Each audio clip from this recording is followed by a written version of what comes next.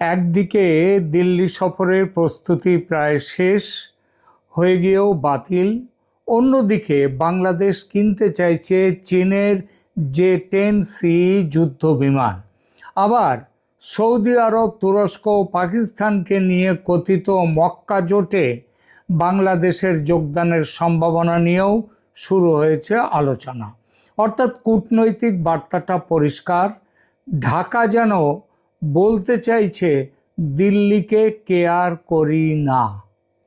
বাংলাদেশ একটি স্বাধীন সার্বভৌম রাষ্ট্র, ভাবতেই পারে এমন কথা, কাকে কেয়ার করবে কিংবা কেয়ার করবে না। কিন্তু ভাবা এক জিনিস আর বলা আর এক জিনিস। মনের কথা সবসময় মুখে বলতে নেই, বলাটা উচিত নয়। আর আন্তর্জাতিক কূটনীতিতে তো এটা একটা অবশ্য মান্য কথা একটা। আর এটা যদি দুই প্রতিবেশী দেশের মধ্যে হয় তাহলে সমস্যা জটিলতর হয়ে যায়। আর এটাই হলো ভারত আর বাংলাদেশের মধ্যে এই আজকের যে তলানিতে এসছে সম্পর্ক, সেই সম্পর্কের একটা ছবি। প্রসঙ্গ ছিল চীনের কাছ থেকে J-10C মাল্টিরোল যুদ্ধ বিমান ক্রয়ের প্রসঙ্গ। এ খবর নতুন নয়, বেশ কিছুদিন ধরেই সংবাদ মাধ্যমে ঘুরছে। বলতে গেলে তারেক রহমানের চীন সফরের সময় থেকেই শোনা যাচ্ছে চীনের কাছ থেকে বেশ কিছু J-10C যুদ্ধ বিমান কিনবে বাংলাদেশ। কতগুলো বিমান, কি দামে কেনা হবে, বেচাকেনার ডিটেলস, কবে নাগাদ কার্যকর হবে এই বিক্রি বাটা, এসব এখনো চূড়ান্ত হয়নি। কিন্তু তারই মধ্যে আজ তারেক রহমানের তথ্য উপদেষ্টা জাহেদুর রহমান এই যুদ্ধ বিমান কেনার প্রসঙ্গ নিয়ে কথা বলতে গিয়ে এমন কিছু বলে ফেললেন যেটা বলার আদৌ কোনো দরকার ছিল না। চীনের কাছ থেকে যুদ্ধ বিমান কেনা হবে ভারতকে মোকাবিলা করার জন্য, এটা ভাবতে খুব বেশি মাথা ঘামাবার দরকার পড়ে না। কারণ যুদ্ধ হয় সাধারণত পড়শি দেশের সঙ্গে। বাংলাদেশ নিশ্চয়ই দূরের কোনো দেশের সঙ্গে লড়তে যাবে না। তার লড়াই হতে পারে মাত্র দুটো দেশের সঙ্গে, যাদের সঙ্গে তার সীমান্ত আছে, এক মিয়ানমার, দুই ভারত। মিয়ানমারের বাংলাদেশ সন্নিহিত এলাকা এখন আরাকান আর্মির কবজায়, আর ধর্মে বৌদ্ধ আরাকান আর্মির সঙ্গে বাংলাদেশের সম্পর্ক আদৌ মধুর নয়। সুতরাং যুদ্ধের সম্ভাবনা যে থাকতেই পারে আরাকান আর্মির সঙ্গে, এ সম্ভাবনা খুবই বাস্তব। এবং বাংলাদেশের সঙ্গে দ্বিতীয় যে দেশটির যুদ্ধের সম্ভাবনা, সেই দেশটি হলো ভারত। ভারতের সঙ্গে বাংলাদেশের যে যুদ্ধ হতে পারে কোনো দিন, এটা 2 বছর আগেও কেউ ভাবতে পারত না। কিন্তু আজ এই ভাবনা আদৌ অবাস্তব নয়। এতকাল বাংলাদেশ, মানে গত 50-75 বছর, প্রায় 50টা বছর ভারতকে নানাভাবে বিব্রত করেছে। সীমান্ত ঝগড়াঝাটি হয়েছে, সন্ত্রাসীদের প্রশ্রয় দিয়েছে। কিন্তু দু দেশের মধ্যে যুদ্ধ হতে পারে এমন ভাবনা কেউ ভাবেনি, ভাবতে পারেনি। কিন্তু 24-এর 5 আগস্টের পর প্রথমে মোহাম্মদ ইউনূসের 1.5 বছর এবং তারেক রহমানের 6 মাসের শাসনে সম্পর্ক এমন তেতো হয়ে গেছে দু দেশের মধ্যে যে যুদ্ধের ভাবনা একেবারে অসম্ভব নাও হতে পারে। এবং এই সম্ভাবনার কথা ভেবেই বাংলাদেশ এমন দুটি সিদ্ধান্তের ঘোষণা সম্প্রতি করেছে যে ভারতের রাজনৈতিক ও কূটনৈতিক মহল এখন ভাবতে বাধ্য হচ্ছে যে ঢের হয়েছে, বাংলাদেশের সঙ্গে বন্ধুত্ব রাখা আর নয়।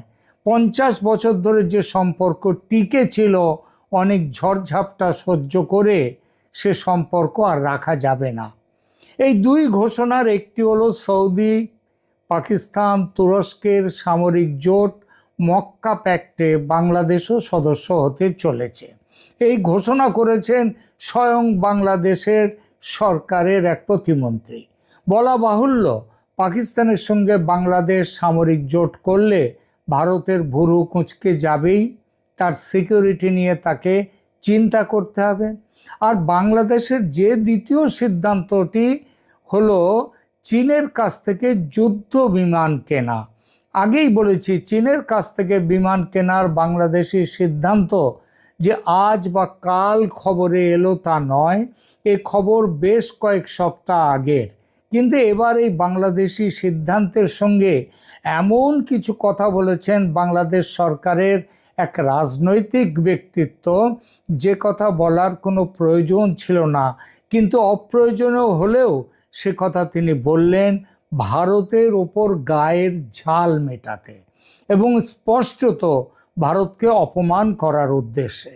সেই সঙ্গে আন্তর্জাতিকভাবে পাকিস্তানের সঙ্গে আরও ঘনিষ্ঠতা ও তাদের সঙ্গে বাংলাদেশের প্রেমের মাত্রা এখন কোন পর্যায়ে সেটা দেখাতে। ঘটনাটা কি বলি। তারেক রহমানের তথ্য উপদেষ্টা জাহেদুর রহমান চীনের কাছ থেকে J-10C যুদ্ধ বিমান ক্রয়ের ঘোষণা করেই শুধু থেমে যাননি, এই বিমানের গুণপনা ব্যাখ্যা করতে গিয়ে তিনি বলেছেন গত বছর মে মাসে ভারত পাকিস্তানের মধ্যে যে যুদ্ধ হয়েছিল, যা অপারেশন সিন্দুর নামে পরিচিত, সেই যুদ্ধে পাকিস্তান এই বিশেষ চীনা যুদ্ধ বিমানের সাহায্যে ভারতের রাফাল যুদ্ধ বিমান ধ্বংস করেছিল। এবং এর দ্বারা তিনি ইঙ্গিতে এ কথাটা বলে দিলেন যে অপারেশন সিন্দুরে ভারত পাকিস্তানের কাছে নাস্তানাবুদ যে হয়েছিল তার মূলে আছে চীনের এই বিশেষ চীনা যুদ্ধ বিমানের কৃতিত্ব। আর জনাব জাহেদুর রহমানের এই বক্তব্যে ভারত স্বভাবতই ক্ষিপ্ত বা ক্ষুব্ধ হয়েছে। জাহেদুর রহমান এমন কোনো কেউকেটা ব্যক্তি নন যে প্রতিক্রিয়া জানাতে সঙ্গে সঙ্গে ভারতকে নেমে পড়তে হবে। এই তো বোধহয় মাসখানেক আগে তাকে দিল্লি বিমানবন্দরে আটকে দেওয়া হয়েছিল তিনি ডিপ্লোম্যাটিক পাসপোর্ট না নিয়ে এসে সাধারণ পাসপোর্ট নিয়ে এসেছিলেন বলে। ভারত অফিসিয়ালি আজকে কিছু বলেনি বটে, তবে বাংলাদেশের সঙ্গে সম্পর্ক আরও কয়েক ধাপ নিচে যে নেমে গেল সেটা আজকে দিল্লির ভেতরের খবর থেকে আমার সেটা মনে হয়েছে। সাউথ ব্লকের কূটনৈতিক মহল জাহেদুর রহমানের এই মন্তব্যকে বালখিল্য সুলভ বক্তব্য মনে করছে। এই জন্যই মনে করছে যে অপারেশন সিন্দুরে পাকিস্তান নাস্তানাবুদ হয়েছিল এটা শুধু ভারত মনে করে না, মনে করে সারা পৃথিবীর সমর বিশেষজ্ঞরা। বাংলাদেশের কোথায় কোন চ্যাংড়া উপদেষ্টা কি বলল তাতে কিছু এসে যায় না। আন্তর্জাতিক যুদ্ধ ও কৌশলগত বিশেষজ্ঞ এবং বিভিন্ন প্রতিরক্ষা গবেষণা প্রতিষ্ঠানের বিশ্লেষণে অপারেশন সিন্দুরে ভারতের স্পষ্ট অগ্রগতির কথা বলা হয়েছে।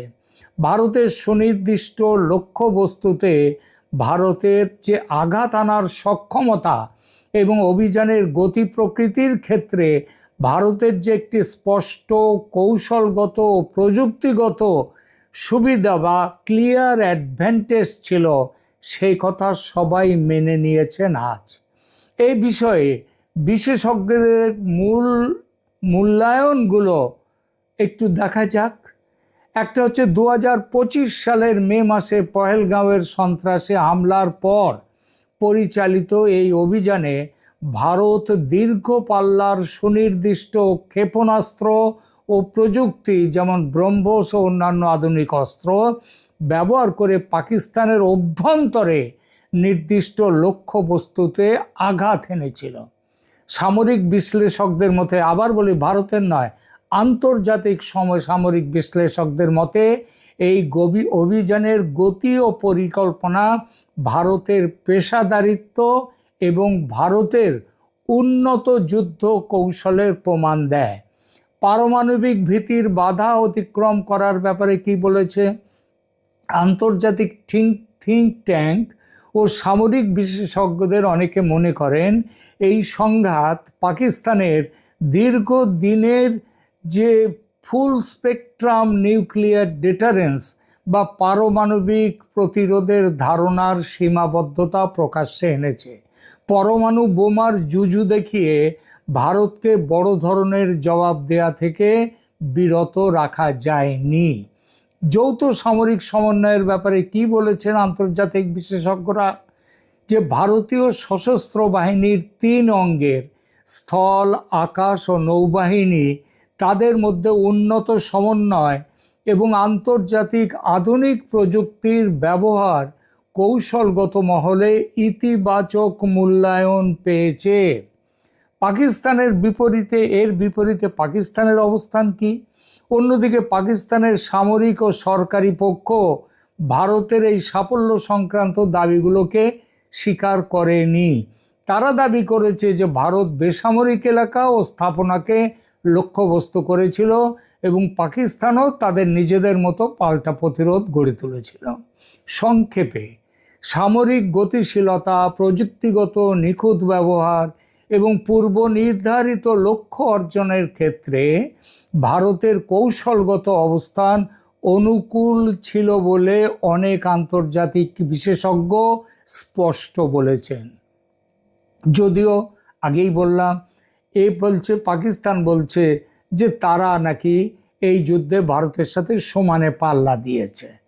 তো অপারেশন সিন্দুর কাদের জন্য স্থগিত হয়েছিল? মনে রাখবেন, সেটা পাকিস্তানের অনুরোধে। ডিজিএমও পাকিস্তানের, তারা ভারতের ডিজিএমওকে ফোন করে তারা এই জায়গাতে বলে যে যুদ্ধ থামান। যারা জিতে যায় তারা যুদ্ধ থামানোর জন্য ব্যাকুল হয় না। মুশকিলটা হচ্ছে বাংলাদেশ যে এসব জানে না তা নয়, কিন্তু তাদের ভারত বিরোধিতা এতটাই তীব্র এবং পাকিস্তান প্রেম এমন প্রবল যে অপ্রয়োজনেও এসব কথা তাদের মুখ থেকে বেরিয়ে পড়েছে। আমার স্পষ্ট মনে আছে, অপারেশন সিন্দুরের সময় পাকিস্তান ভারতের রাফাল বিমানকে ভূপাতিত করেছে। এই মিথ্যে খবরে কিভাবে ঢাকায় আনন্দের বন্যা বয়ে গিয়েছিল ও কিভাবে বাজি ফাটিয়ে পাকিস্তানের কৃতিত্ব উদযাপন করেছিল বাংলাদেশিরা। পরে তারা জানতে পারে সে খবর ছিল ভুয়া। তারেক রহমানের উপদেষ্টা সেদিনের সেই ভুয়া খবর এখনো মনে রেখেছেন, আর তার জন্যেই পাকিস্তানের কৃতিত্বের কথা বড় গর্বের সঙ্গে বলেছেন। কিন্তু তার এই কথা বাংলাদেশের জন্য কত বড় ক্ষতি করলো সেটা এবার টের পাবে বাংলাদেশ। নয়াদিল্লি সিদ্ধান্ত নিয়েছে তারেক রহমানের সফর এখন ক্লোজড চ্যাপ্টার। বাংলাদেশকে ডিজেল বা বিদ্যুৎ দেয়া বন্ধ করা হবে, ভিসা আবার কঠোর হবে। এক কথায়, বাংলাদেশের দিকে সহযোগিতার হাত বাড়ানো, এত কিছুর পরে যে হাত বাড়িয়ে রেখেছিল ভারত, সেই হাতটা আস্তে আস্তে এবার পেছনে টেনে নেবে। শুধু এটা নয়, ভারতের ব্যবহার সর্বক্ষেত্রে আরও শীতল হবে। তার মানে আজকে বাংলাদেশ যে জ্বালানি সংকটে, বিদ্যুৎ সংকটে ভুগছে, ভারতের একটু ছোট্ট একটা টোকা মারলেই সেই সংকট কয়েক গুণ বেড়ে যাবে। বাংলাদেশের অর্থনীতি ধ্বংস হবে। সেই যে ব্যাপারটা আর নতুন করে আর বলবো না, কারণ গত বেশ কিছু প্রতিবেদনে আমি এই কথাগুলো বলেছি যে ভারত জ্বালানি না দিলে, বিদ্যুৎ না দিলে, তাদের রেডিমেড গার্মেন্টস শিল্পের যে সেখানটায় তাদের কাঁচামাল না দিলে এটা কোথায় গিয়ে দাঁড়াবে এই শিল্প, বাংলাদেশের অর্থনীতি, সেটা আরও আমি এর আগেও বলেছি এবং আগামী দিনে আরও দেখতে পাবেন। প্রিয় দর্শক, কেমন লাগলো আমাদের এই ভিডিও, আমাদের এই প্রতিবেদন? আপনারা কমেন্ট করে জানান, লাইক দিন, শেয়ার করুন এবং অতি অবশ্যই সাবস্ক্রাইব করে পাশে থাকুন। ধন্যবাদ।